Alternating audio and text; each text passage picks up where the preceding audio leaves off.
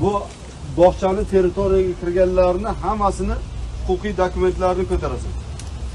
Yo'g'ini hech kimga eshitmasdan mo'min buzasan, hech kimni sut put demasdan buzib tashlaysan. Bugunning o'ziga buzib tashlaysan. Narsapar ichidagi odamni ko'mib tashlaysan kuchotsa. O'zlarini sut put deb hammasini erkalatgan. Orqadan eshik ochganni, hujjatini ko'rasan uni. O'rtoq nachalnik, siz yesdan oldin viloyat hokimi kelyapti, kecha ham men kuzatdim. Bemalolroq bo'lgansizlar butunlay shaharda.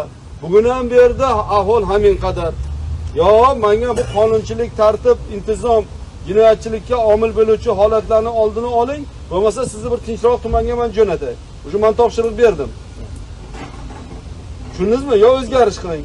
Hozirda o'ziga bu masalaga javob beradigan nimaga olim Sanchiq Vigovor e'lon qilinadi.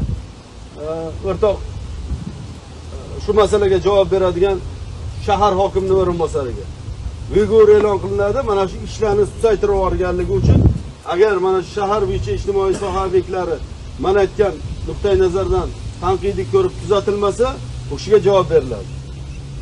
Shahar hokimining hamma o'rinbosarlariga bu uroq bo'lsin.